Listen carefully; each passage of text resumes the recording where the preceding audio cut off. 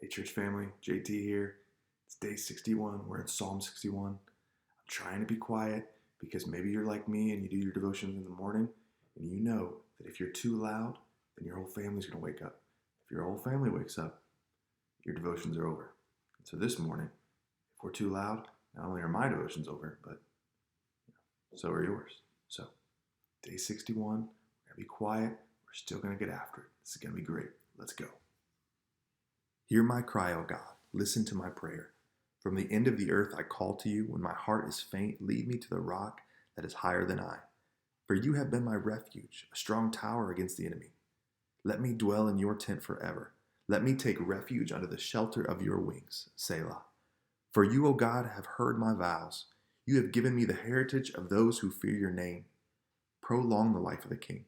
May his years endure to all generations. May he be enthroned forever before God. Appoint steadfast love and faithfulness to watch over him. So will I ever sing praises to your name as I perform my vows day after day. Now, we're not going to focus on the entire psalm here, but we're actually just going to kind of dial into verse 8 here at the bottom. But I do want to comment, we need to always remember that as we're doing devotions, the purpose isn't to leave with bigger heads, but with bigger hearts. And so our time of devotion is where we want to change our perspective. We want to stir our hearts to think about God, to take our focus off of ourselves and put it back upon the Lord.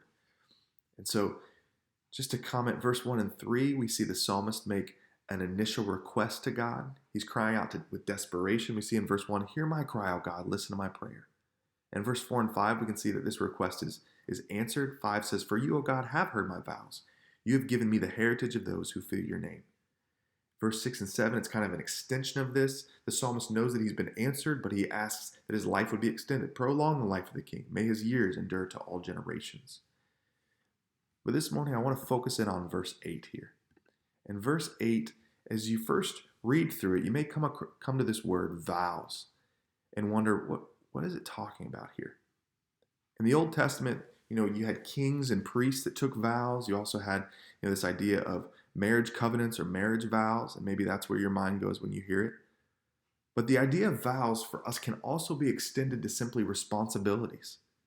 And so I want you to think about your own responsibilities this morning. Maybe you're a parent, and so you have responsibility to your family. We all have responsibilities to our friends. Maybe you have housemates, and so you have responsibilities to them. If you have a job, you obviously have a work contract that can sometimes be considered a vow where you have responsibilities to do such and such work and such purpose in your job. The point is that we all have these responsibilities, these vows in our life. But the question is, how are we doing them? The psalmist says, so will I ever sing praises to your name as I perform my vows day after day. Do we have a posture where we're just trying to get through the day? Where we're just trying to check boxes off a list and just kind of trudge through the day? We're sitting here on Friday, into the work week. Maybe your week is either slowing down or getting busier. I don't know, depending on where you're at in life and what your vows or responsibilities are. But the question is, what is our posture? Do we have that posture of just getting through the day?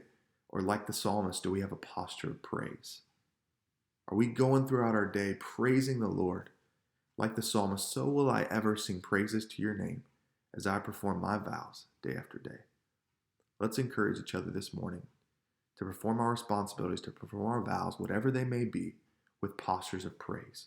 That we would go about today in every second and every moment, looking to the Lord, praising the Lord for what he's done for us, looking to the future, trusting him, knowing that just as he's been with us today, he's going to be with us tomorrow.